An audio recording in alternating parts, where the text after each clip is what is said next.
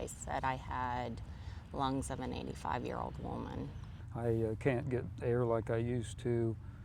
Just performing a simple task, it causes me to lose my breath. I have to sleep propped up all the time. I cough constantly. Just exhausted all the time. Cynthia White Rhodes, Rocky Klein, and Delea and Ed Hawkins have all been diagnosed with a potentially fatal lung disease called bronchiolitis obliterans.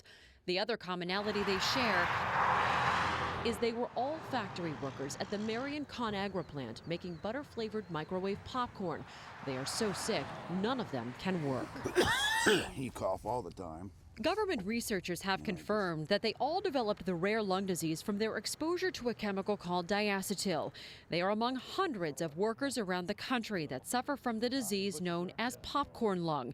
Attorney Ken McLean represents these workers who have all resolved their lawsuits. He says nationwide, these kinds of lawsuits have resulted in more than $100 million in verdicts and settlements.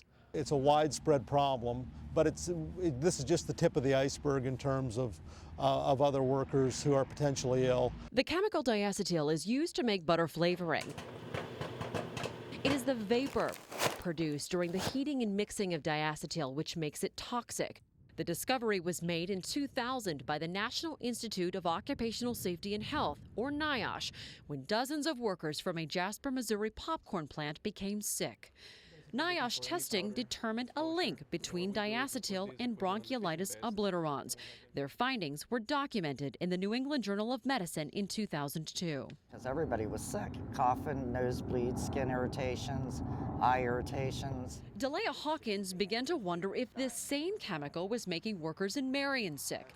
They weren't required to wear any protection while working around this chemical. As far as like wearing a mask or anything to protect ourselves from breathing anything, there was nothing like that. And we actually did ask for a breathing mask at one time. You did? Yeah. And what did they say? They were too expensive. In fact, the only thing they were required to wear was a hairnet.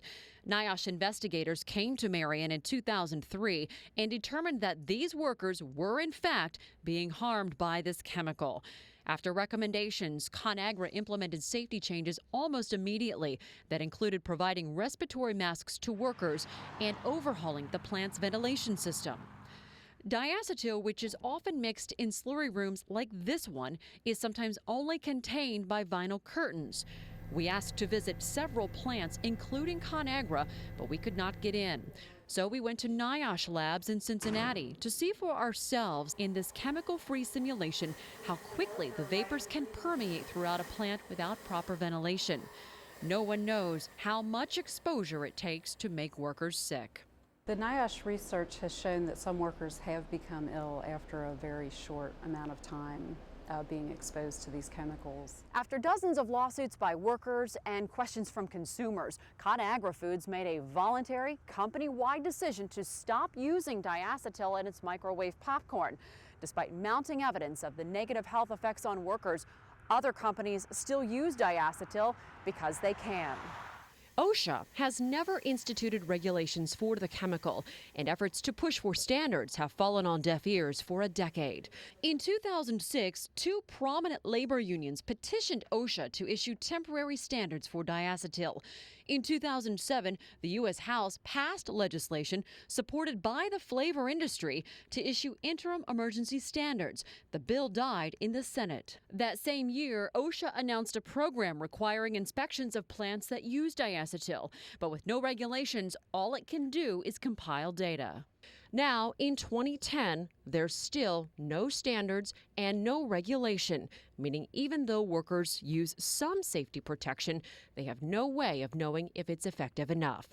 10 TV went to OSHA to find out why it has taken so long to implement standards for diacetyl. Officials there declined an on-camera interview, but say OSHA is developing a proposed rule and analyses to address occupational exposure. And last year, they established a small business advocacy review panel to help in that process. But are those efforts going anywhere? 10 TV took the issue to Senator Sherrod Brown in November. He sits on the Senate Committee for Health, Education, Labor, and Pensions, which oversees matters of occupational and public health. I think that OSHA needs to move quickly. I think that's the most important thing, that OSHA steps in, sets the rule, moves forward, enforces it, and makes sure that the workers are protected. A day after our interview, Senator Brown sent this letter to the U.S. Department of Labor Secretary Hilda Solis, asking the agency to proceed with a sense of urgency. Within weeks, OSHA established its 2010 agenda.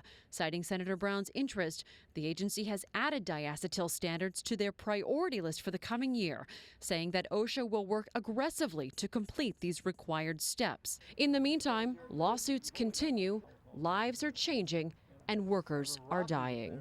Many of these workers are on lung transplant lists. Some have received lung transplants. It's not a very promising future for people once your lungs become in this kind of situation. A fate these workers wouldn't wish on anyone. We need to get this stopped. They need to do away with this flavoring.